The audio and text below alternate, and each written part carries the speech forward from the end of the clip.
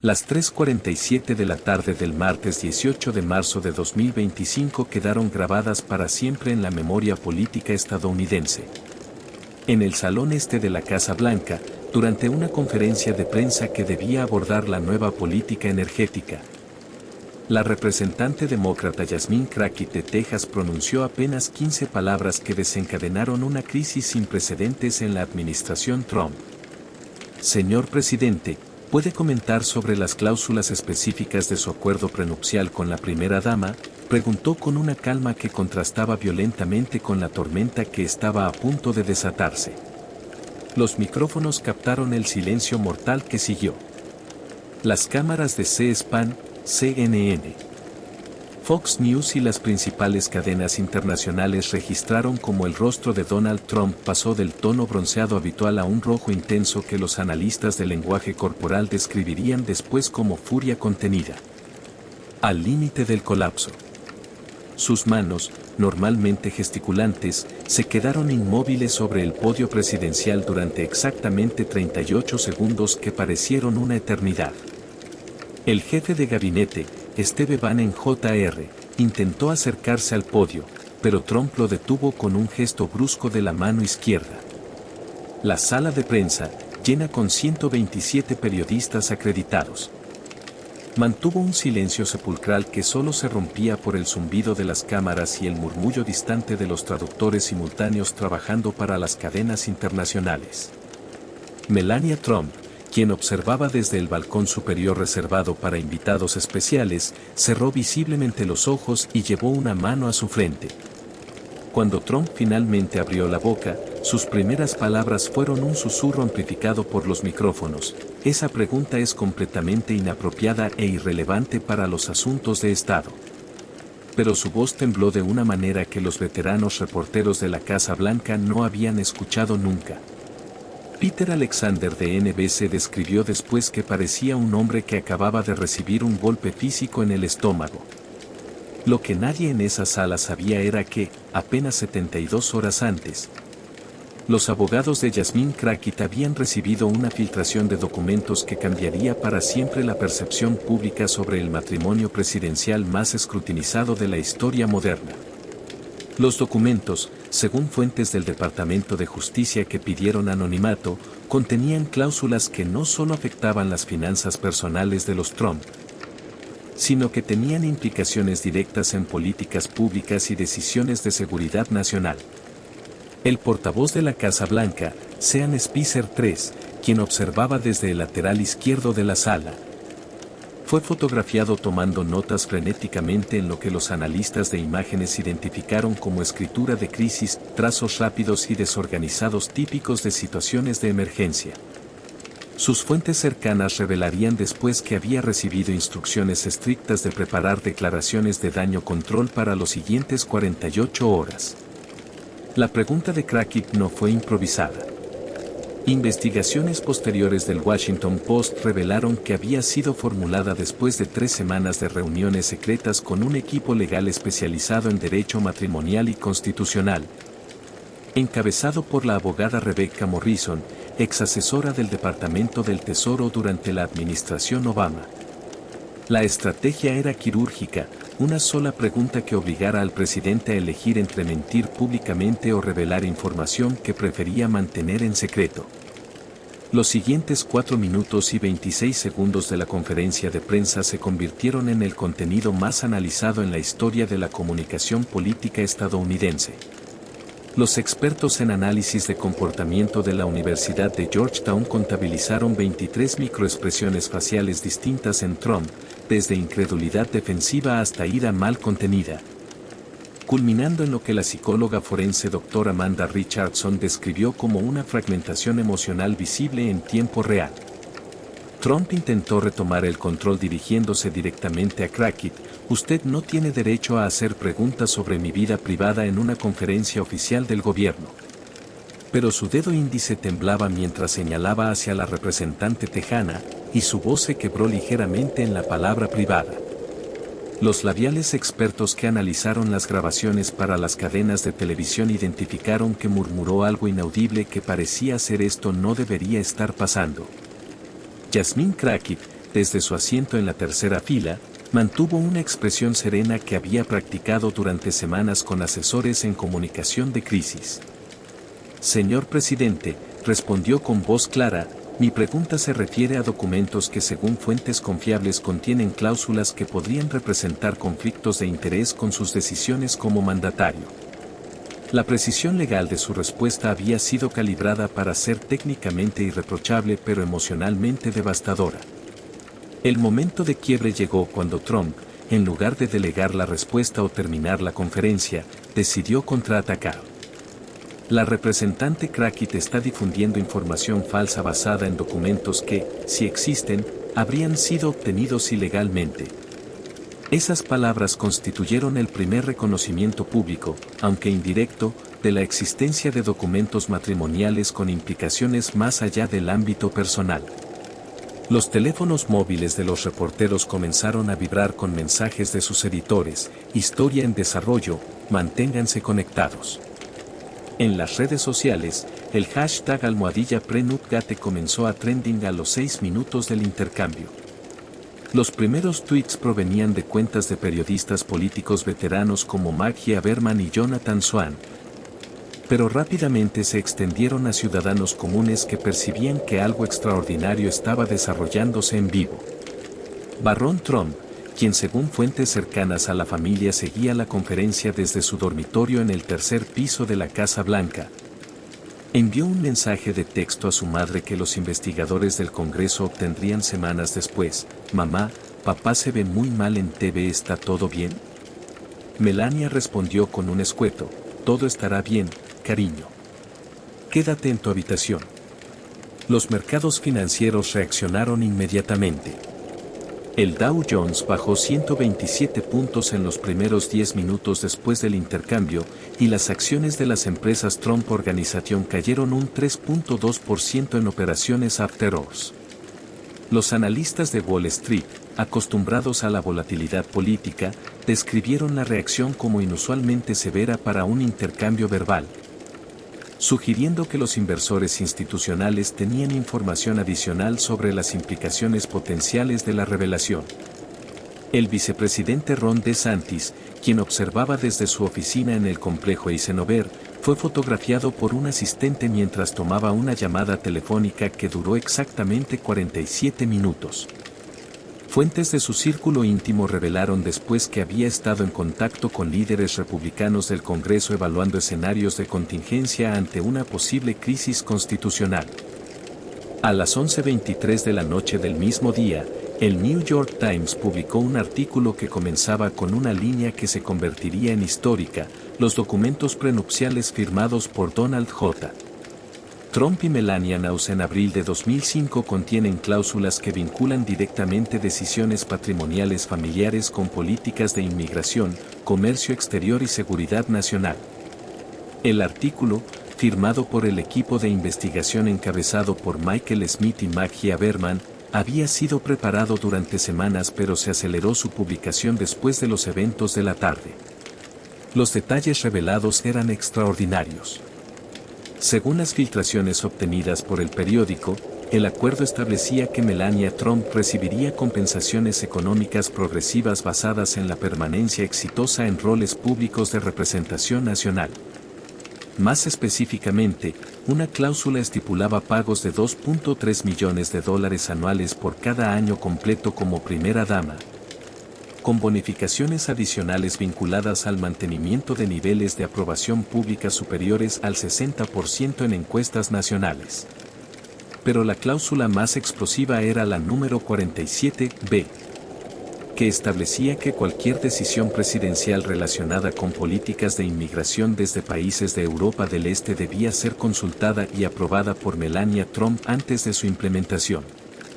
Legal experts de Harvard y Yale, contactados por diversos medios, confirmaron que tal cláusula representaría una violación sin precedentes de la separación entre decisiones personales y responsabilidades constitucionales del cargo presidencial. Los abogados de la Casa Blanca trabajaron toda la noche preparando respuestas legales. Jaime Culló, consejero personal de Trump, fue visto entrando y saliendo del ala oeste 7 veces entre la medianoche y las 6 de la mañana. Los empleados de limpieza reportaron contenedores de basura llenos de borradores de comunicados desechados, y el servicio de catering presidencial registró pedidos de café para más de 20 personas en horarios inusuales. Melania Trump no fue vista públicamente durante las siguientes 36 horas. Su portavoz, Stephanie Grisham, emitió una declaración escrita que simplemente decía: la primera dama está enfocada en sus responsabilidades oficiales y no comentará sobre asuntos legales privados. Sin embargo, fuentes del servicio secreto confirmaron movimientos inusuales de su detalle de protección, incluyendo reuniones en ubicaciones no divulgadas con lo que parecían ser asesores legales externos. Los republicanos en el Congreso se encontraron en una posición imposible.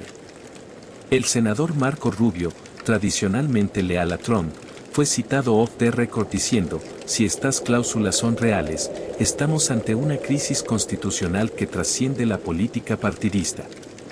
Mientras tanto, el líder de la minoría demócrata en el Senado, Chuck Schumer, convocó una reunión de emergencia con el Comité Judicial para las 6 de la mañana del día siguiente. Los medios internacionales reaccionaron con una mezcla de fascinación y preocupación. BBC News dedicó un programa especial de 2 horas al tema, mientras que Le Monde tituló: el matrimonio que podría derribar una presidencia. Los corresponsales diplomáticos en Washington reportaron conversaciones urgentes en embajadas europeas, particularmente aquellas de países de Europa del Este mencionados específicamente en los documentos filtrados. Las redes sociales se convirtieron en un campo de batalla de teorías y especulaciones. Almohadilla Melania Gate alcanzó 2.4 millones de menciones en 24 horas, superando eventos políticos anteriores. Los memes proliferaron, pero también emergieron discusiones serias sobre las implicaciones constitucionales de mezclar contratos matrimoniales privados con el ejercicio del poder ejecutivo. Barron Trump, según reportes no confirmados de estudiantes de su escuela privada, faltó a clases durante 3 días consecutivos. Los registros de seguridad de la Casa Blanca muestran que no salió del complejo presidencial durante ese periodo, alimentando especulaciones sobre el impacto emocional de la crisis en la familia presidencial. El amanecer del 20 de marzo trajo consigo una cascada de revelaciones que transformaron lo que había comenzado como un intercambio tenso en una crisis de legitimidad presidencial. A las 5:47 de la mañana, CNN obtuvo grabaciones de audio de una reunión privada entre asesores de la Casa Blanca donde se escuchaba claramente la voz del jefe de gabinete diciendo: el problema no es solo lo que dice el acuerdo, sino todas las decisiones que ya se tomaron basadas en esas cláusulas. Los programas matutinos de televisión cancelaron su programación regular. Good Morning America dedicó sus 3 horas completas al tema, mientras que Fox y Friends se encontró en la posición incómoda de defender a Trump sin poder negar la autenticidad de los documentos. Steve Doocy, tradicionalmente suportivo de la administración, fue citado diciendo en una ruptura comercial: esta vez es diferente. Esto no se puede resolver con tweets o ataques a los medios. El impacto se sintió inmediatamente en el Capitolio. La representante Alexandria Ocasio-Cortez presentó una resolución de investigación a las 9:15 de la mañana, seguida 30 minutos después por una similar del republicano Justin Amas. Cuando un contrato matrimonial privado influye en decisiones que afectan a millones de estadounidenses, declaró Ocasio-Cortez en una improvisada conferencia de prensa: dejamos de hablar de vida privada para entrar en territorio de responsabilidad pública. Los mercados internacionales reaccionaron con volatilidad extrema. El euro subió 2.1% contra el dólar en operaciones de Londres, mientras que las monedas de Europa del Este experimentaron fluctuaciones erráticas. Los analistas de Goldman Sachs emitieron un reporte que calificaba la situación como políticamente desestabilizadora con implicaciones económicas impredecibles. Yasmin Crockett se convirtió overnight en la figura política más buscada de Washington. Su oficina reportó más de 400 solicitudes de entrevistas en 24 horas, desde programas de televisión de horario estelar hasta podcasts de nicho político. Sin embargo, ella mantuvo un perfil calculadamente bajo, apareciendo únicamente en una entrevista de 6 minutos con Anderson Cooper donde repitió meticulosamente: "Mi trabajo es hacer las preguntas que los estadounidenses merecen que se hagan". Los efectos se extendieron más allá de Washington. En Texas, el distrito de Crackit fue inundado con manifestaciones tanto de apoyo como de protesta. Los partidarios portaban carteles que decían "La verdad no tiene partido", mientras que los opositores gritaban "Respeten la privacidad presidencial". La policía de Dallas reportó la necesidad de refuerzos para mantener el orden en las inmediaciones de su oficina local. Las universidades de derecho comenzaron a organizar seminarios de emergencia sobre las implicaciones constitucionales. Harvard Law School programó un panel especial con expertos en derecho constitucional, matrimonial y administrativo.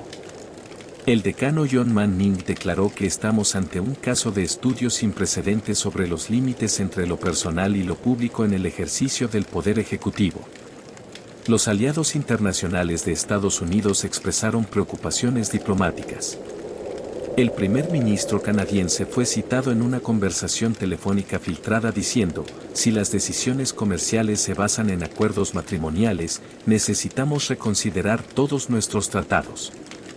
Fuentes del Departamento de Estado reportaron llamadas urgentes de embajadores de al menos 12 países solicitando clarificaciones sobre la continuidad de políticas bilaterales.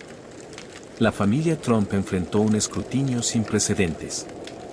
Los paparazzi se multiplicaron alrededor de todos los hoteles y propiedades Trump, buscando cualquier signo de tensión matrimonial o familiar. Las revistas de entretenimiento, tradicionalmente centradas en rumores de celebridades, comenzaron a contratar analistas políticos para interpretar cada gesto público de Melania. Los sondeos de opinión mostraron una polarización extrema. Una encuesta de Gallup realizada en 48 horas mostró que 73% de los demócratas consideraban la situación una violación grave de la confianza pública, mientras que 68% de los republicanos la veían como una invasión injustificada de la privacidad presidencial. Más preocupante para la administración, 34% de los independientes expresaron pérdida de confianza en la integridad de las decisiones presidenciales.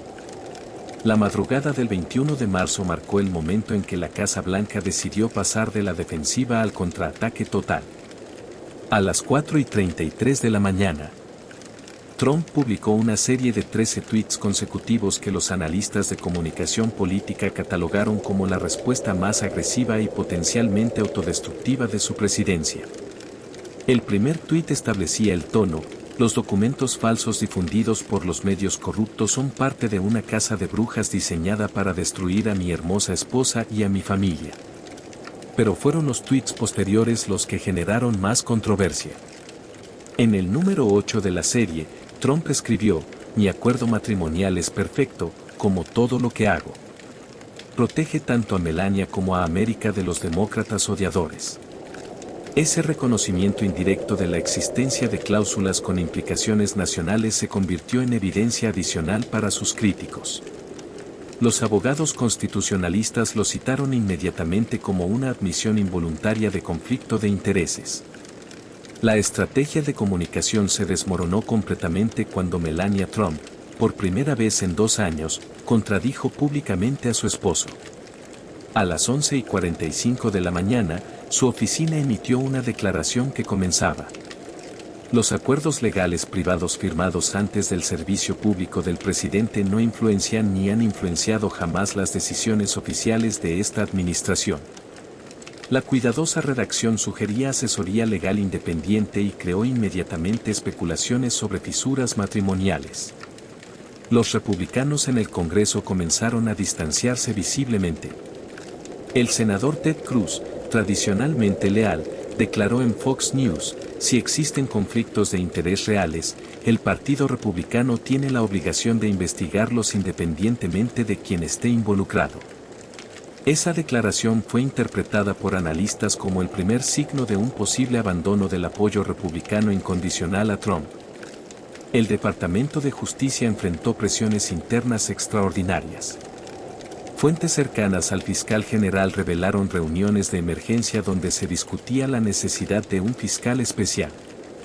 La situación ha trascendido la política, declaró un alto funcionario bajo anonimato. Estamos evaluando si las decisiones presidenciales anteriores requieren revisión legal bajo nueva luz. Los medios internacionales intensificaron su cobertura con un enfoque particularmente crítico. The Guardian publicó un análisis titulado El matrimonio que comprometió una democracia, mientras que Der Spiegel dedicó su portada a lo que llamó el escándalo que América no vio venir. Los corresponsales extranjeros reportaron desde Washington con un tono que históricamente se reservaba para crisis en países en desarrollo. Las universidades se convirtieron en centros de debate nacional. En Georgetown, los estudiantes de Derecho organizaron un mock trial sobre las implicaciones constitucionales que atrajo atención mediática nacional. En Yale, el profesor de Derecho Constitucional Bruce Ackerman declaró que estamos presenciando potencialmente la primera crisis presidencial basada en derecho matrimonial en la historia estadounidense. Los efectos económicos se intensificaron. Las acciones de la Trump Organization cayeron 15% en una semana, mientras que los bonos del Tesoro experimentaron fluctuaciones inusuales. Los inversores internacionales comenzaron a expresar preocupaciones sobre la estabilidad institucional de Estados Unidos, un término que tradicionalmente se aplicaba a economías emergentes. Barron Trump fue fotografiado por primera vez en una semana saliendo de la Casa Blanca acompañado por agentes del servicio secreto y lo que parecían ser asesores familiares. Las imágenes, capturadas por fotógrafos de The Washington Post, mostraban a un joven visiblemente tenso que evitaba el contacto visual con las cámaras. Los expertos en psicología adolescente expresaron preocupaciones sobre el impacto de la crisis en su bienestar emocional. La oposición demócrata, inicialmente cautelosa de ser percibida como oportunista, comenzó a organizarse para una respuesta institucional coordinada. Nancy Pelosi convocó una reunión de emergencia de todos los comités relevantes de la Cámara, mientras que en el Senado se discutían procedimientos para investigaciones bipartidistas. Esto trasciende la política partidista, declaró. Se trata de la integridad de nuestro sistema de gobierno. 6 semanas después de aquellos 38 segundos que cambiaron el curso de una presidencia, Estados Unidos continuaba lidiando con las implicaciones de lo que los historiadores ya comenzaban a llamar el momento Crackit. La pregunta formulada por la representante de Texas había desatado no solo una crisis política, sino una reflexión nacional sobre los límites entre lo personal y lo público en el ejercicio del poder más alto de la nación. La investigación del Congreso, finalmente establecida con apoyo bipartidista, reveló la existencia de al menos 17 decisiones presidenciales que habían sido consultadas con Melania Trump antes de su implementación, según documentos internos de la Casa Blanca obtenidos mediante citatorios judiciales. Entre ellas se encontraban cambios en políticas de visas para ciudadanos de Eslovenia, modificaciones en aranceles que beneficiaban a empresas con vínculos familiares, y decisiones de personal que afectaban posiciones clave en el Departamento de Estado. Trump nunca se recuperó completamente del impacto político de aquella tarde de marzo. Las encuestas mostraron una caída sostenida de 12 puntos en su aprobación, con pérdidas particularmente severas entre mujeres independientes y republicanos moderados. Más significativamente, su relación con el liderazgo republicano del Congreso se deterioró irreversiblemente, creando una dinámica de gobierno dividido incluso con mayorías republicanas. Melania Trump tomó la decisión sin precedentes de establecer una oficina legal independiente, separada de los abogados de la Casa Blanca. Su equipo, encabezado por la prestigiosa firma Cravath, Swaine & Moore, comenzó a delinear públicamente las diferencias entre sus acuerdos privados y cualquier influencia en decisiones gubernamentales. La primera dama tiene derecho a protección legal independiente, declaró su nuevo representante, enviando ondas de choque a través del establishment político de Washington. Yasmin Crockett se convirtió en una figura nacional, pero pagó un precio personal significativo. Su oficina reportó más de 1.200 amenazas de muerte en los 2 meses siguientes a su pregunta, requiriendo protección del Capitolio de manera permanente. Sin embargo, también recibió donaciones de campaña de más de 890,000 ciudadanos de todos los estados, estableciendo un récord para un miembro de la Cámara en su primer término. Las implicaciones legales continuaron desarrollándose. La Corte Suprema acordó revisar un caso relacionado sobre los límites constitucionales de influencia familiar en decisiones ejecutivas, estableciendo un precedente que afectaría futuras administraciones. Los expertos legales predijeron que el estándar Crackit se convertiría en jurisprudencia permanente sobre transparencia presidencial. Los efectos internacionales fueron duraderos. Varios países, liderados por Francia y Alemania, establecieron nuevos protocolos diplomáticos requiriendo certificaciones de independencia decisional antes de negociar tratados importantes con Estados Unidos. La credibilidad internacional de la presidencia, según análisis del Council on Foreign Relations, sufrió daños que tomarían años en repararse. Barron Trump, ahora bajo escrutinio mediático constante, fue trasladado discretamente a un programa educativo privado fuera de Washington.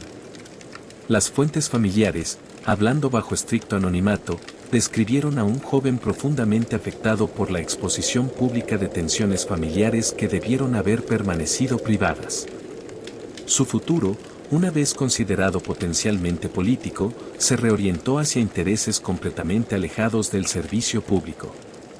El precedente establecido por aquellos 38 segundos transformó permanentemente las expectativas sobre transparencia presidencial. Los candidatos presidenciales de ambos partidos para 2028 enfrentaron demandas públicas de revelar detalles sobre acuerdos matrimoniales, contratos familiares y cualquier otro documento que pudiera crear conflictos de interés. La era de la privacidad presidencial absoluta terminó esa tarde de marzo, escribió el historiador presidencial John Meacham. La pregunta de Yasmín Crackit había durado apenas 16 palabras y 4 segundos. La respuesta de Estados Unidos llevaría décadas en formularse completamente. En los pasillos del Capitolio, los legisladores aún susurraban sobre el poder de la pregunta correcta en el momento correcto. Mientras la nación continuaba debatiendo dónde termina el matrimonio y dónde comienza la presidencia en una democracia que nunca había enfrentado tal dilema.